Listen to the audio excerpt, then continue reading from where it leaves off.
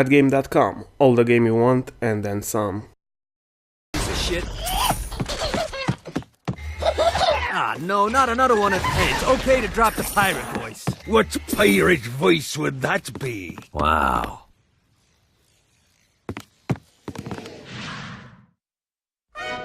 Zinyak's destruction of Earth had a profound impact on the afterlife. To heaven, it was a logistical nightmare.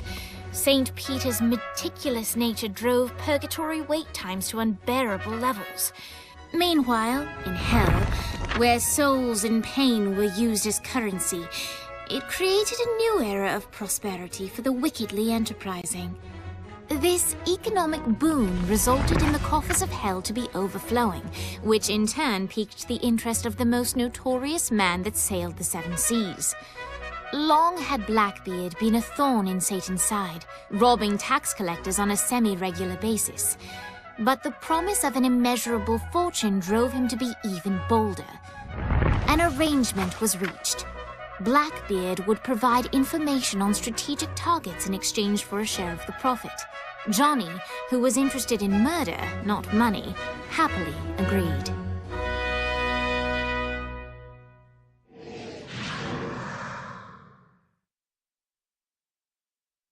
I grant ye the ability to summon my crew whenever they're needed.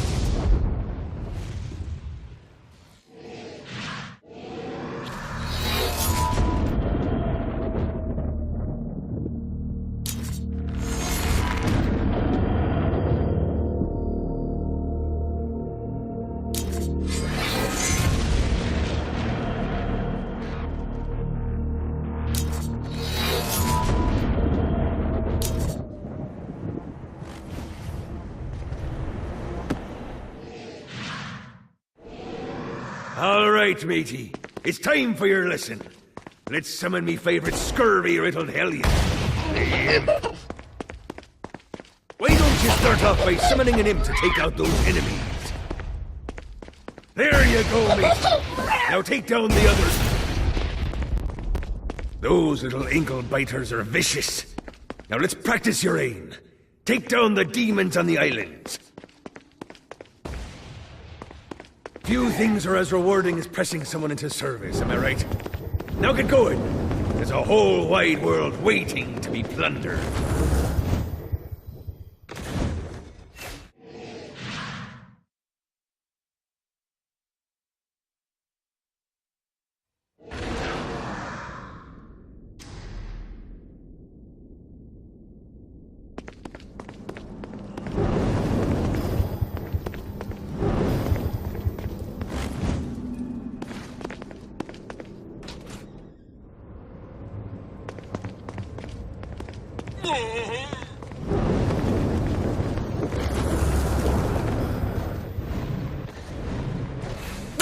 I raided a Centerpol office and found information on where the president is being kept.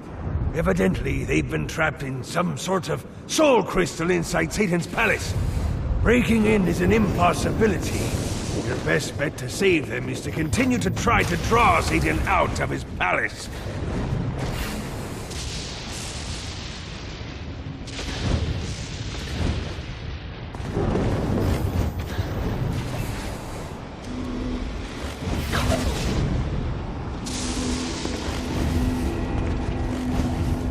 A Damned Soul's Orientation Guide, Chapter 13. The Den of Eternal Suffering. Don't let the official name scare you. This wonderful location serves as our entertainment district. Take in one of Shakespeare's Passion plays. Enjoy a Septemple Way. Or maybe just settle down for a sinfully perfect hot cocoa. Here you can find it all. Yes? Expensive. But is it really that different from San Francisco? Lights up! William Shakespeare, humanity's greatest playwright, and hell's most diabolical purveyor of entertainment, looks on as a brave mortal on an Orphean quest enters. The bard's interest is piqued, and he looks to test his visitor's mettle.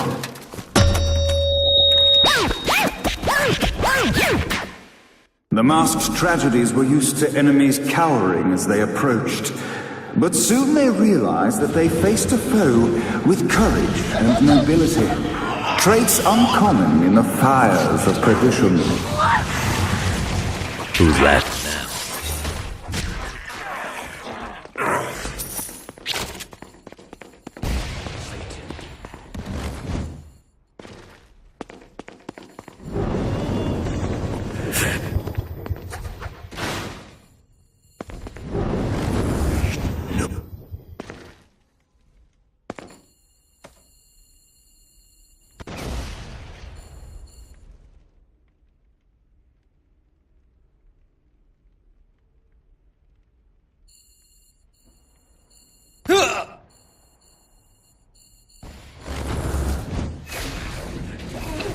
Yeah!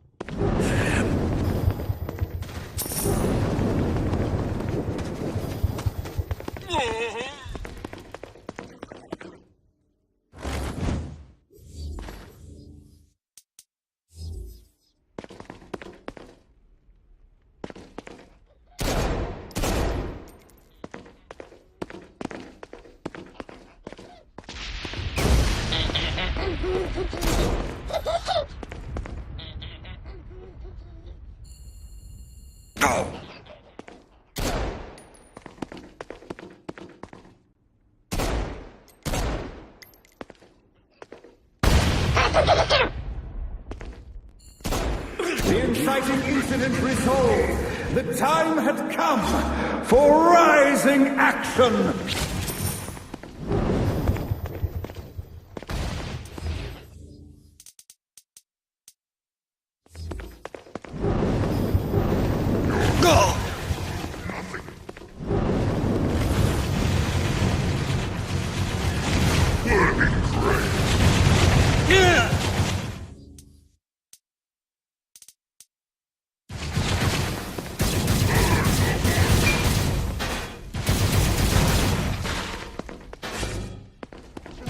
The battle raged on below, and as bullets and blood flew, the bard arched a curious eyebrow. Could this mortal be the exact thing that Shakespeare needed?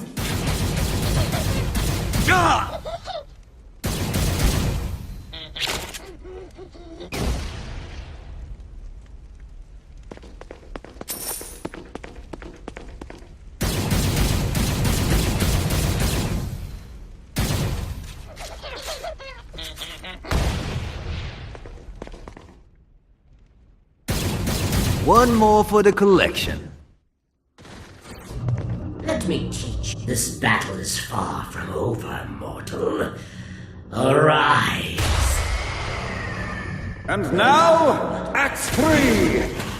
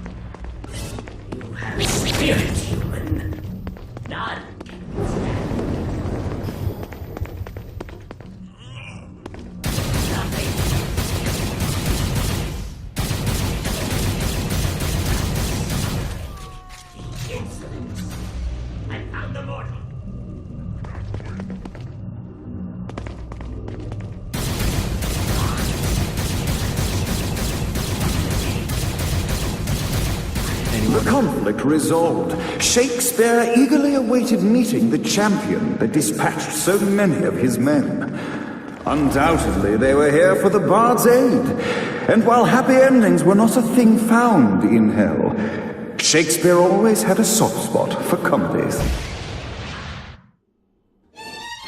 In the land of the living, William Shakespeare is regarded as one of the most prolific playwrights of all time. However, to the denizens of hell, the Bard is seen in a far different light. After selling his soul for fame and adoration, Shakespeare served in hell as Satan's spy master general. In doing his duty, Shakespeare would punish the souls he was investigating by forcing them to perform in grotesque passion plays for Satan's amusement. But in a Twelfth Night-esque twist, Shakespeare found himself living a double life. While he projected an image of cruelty, his heart was as soft as Jezebel's. In secret, he would tutor her on the classics and act out the works of his mortal days. When Satan found out, he cast Shakespeare out of the palace, believing that the poet would be tormented by the populace of hell, far out of Jezebel's sight. But Satan had not counted on the Bard's cunning. Embracing his persona of master torturer, Shakespeare and his followers, the tragedies, took root in the entertainment district, biding their time for revenge.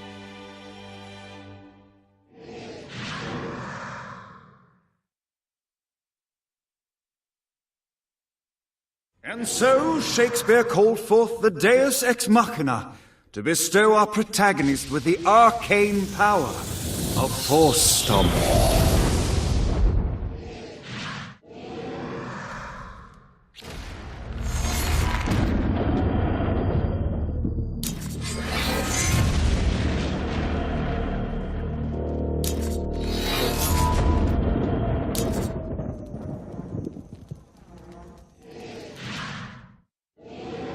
Lights up. The mortal stands in the training grounds, eager to try out his new Force Stomp power on the group of demons in front of them.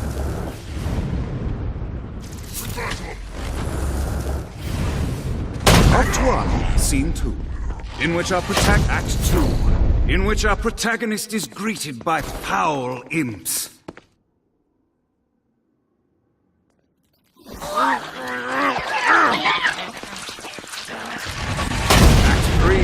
In which our protagonist learns that Force Stomp even works on flying enemies, enabling them to remove a Dark Inciter's shield before shooting them to death with bullets. There is also a mistaken identity and love unrequited. You're nothing but my plaything. The day is won, and the curtain closes on our noble hero.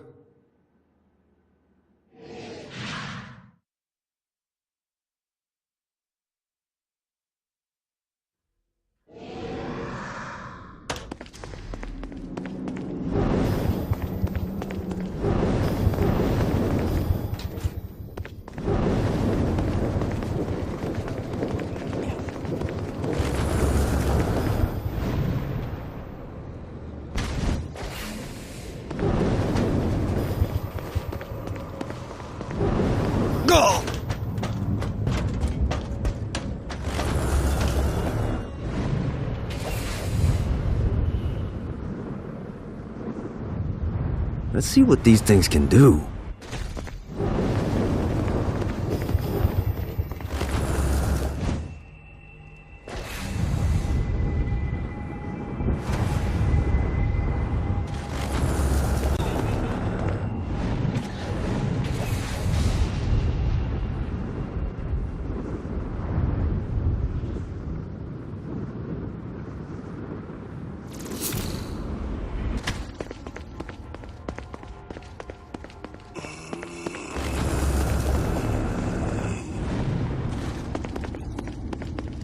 Move!